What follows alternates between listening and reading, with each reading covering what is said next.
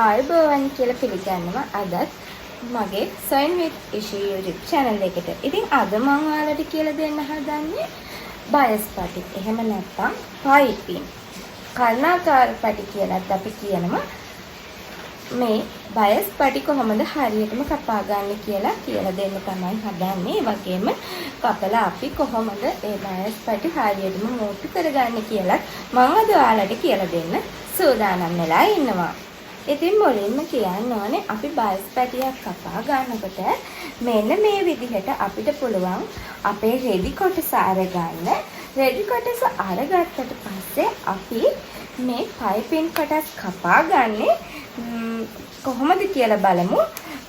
අපිට මෙහි මේ පටි කොටස් කපා ගන්නකොට අපි මේ අතට කපා ගන්නේ නැහැ.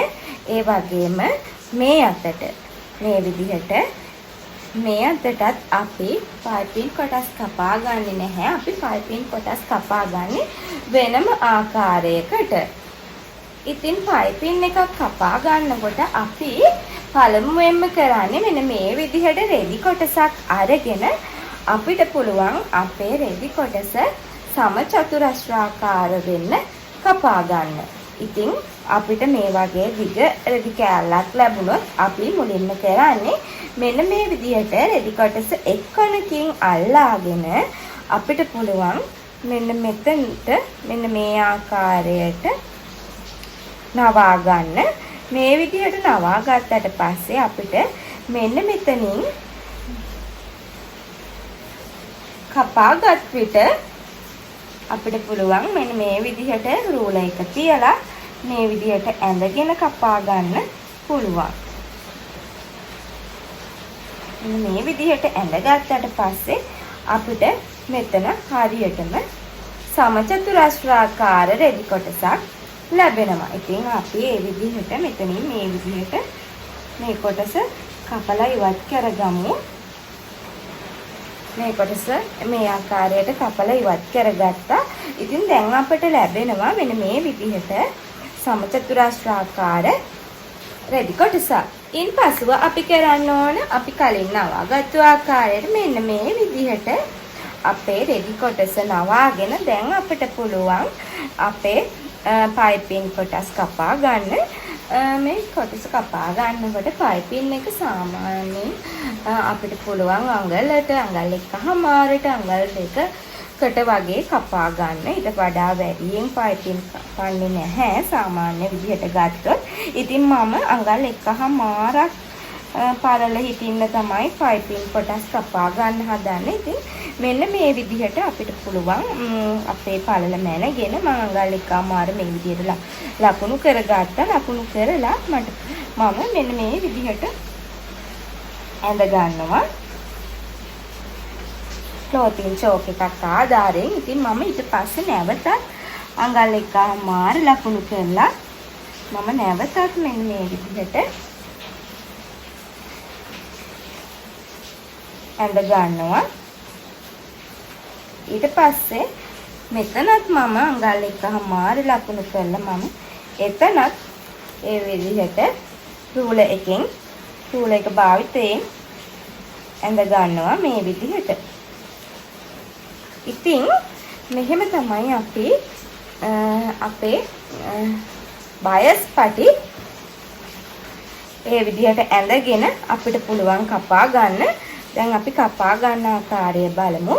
මෙන්න මේ විදිහට උති ඔයාලට මේක එහා මෙහා යනවා නම් පින් ආධාරයෙන්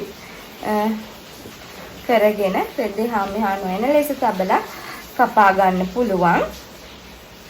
දැන් අපි මේ විදිහට කපමු.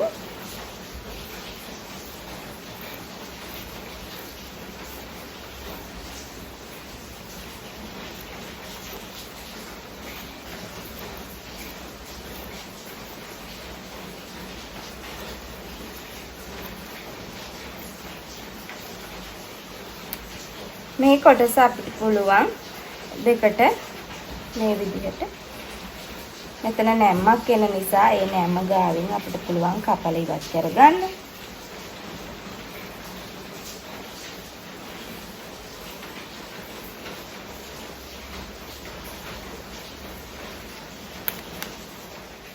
ඉතින් මෙන්න මේ විදිහට තමයි අපි කපාගත්ත පටි කොටස් අපිට ලැබෙන්නේ.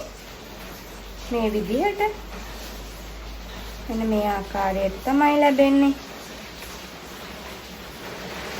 ඉතින් අපි බලමු කොහොමද මේ පයිපින් කොටස් හරියාකාරව මූට්ටු කරගන්නේ කියලා. දැන් අපි අපේ මේ විදිහට පටි කොටස් දෙකක් අරගෙන මූට්ටු කරගන්න විදිහ බලමු. මෙන්න මේ විදිහට අපිට පුළුවන් මේ කොටස් මේ විදිහට එක මත එක තබා ගන්න. එක මත එක තබලා අපිට පුළුවන් මෙතනින් අපිට පුළුවන් මෙන්න මේ විදිහට කෙලින් ඉරක් ඇඳලා මේ විදිහට මම ඔයාලට පැහැදිලි වෙන්න මේ විදිහට චෝක් වලින් ඇඳලා පෙන්නන්න. මෙන්න මේ විදිහට කෙලින් ඉර ඇඳගෙන අපිට පුළුවන් මෙතනින් මේ විදිහට කපලා ඉවත් කරගන්න. එතකොට මෙන්න මේ විදිහට තමයි ලැබෙන්නේ. ලැබුණාට පස්සේ අපි කරන්නේ මේ කොටස අරගෙන අපිට පුළුවන් මෙන්න මේ විදිහට එක මත එක තබන්න. තබලා අපි මෙතන සිට මෙතනට අපිට පුළුවන් හරහට මෙන්න මේ විදිහට මහ ගන්න.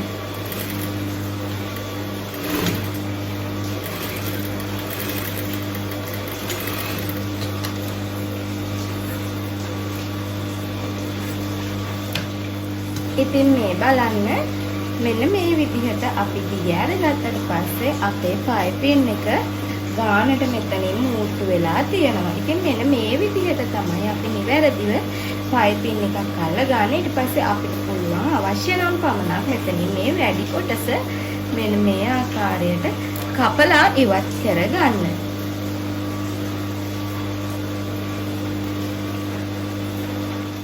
ඉතින් මම හිතනවා ඔයාලට පැහැදිලි ඇති කියලා වීඩියෝ එක. ඒ විදිහට තමයි පයිපින් එකක් අපි හරියටම කපලා මූට්ටු කරගන්නේ. ඉතින් එහෙමනම් channel එක subscribe කරලා නැත්නම් තවමත් ඔයාලට පුළුවන් channel එක subscribe කරන්න. පහළ තියෙන රතු පාට subscribe button එක press කරන්න. ඒ වගේම ඉස්සරහ තියෙන bell icon එකත් always. එතකොට මම වීඩියෝ එකක් දාපු ගමන්ම ඔයාලට notification එක phone එකට ගෙන්න ගන්න පුළුවන්.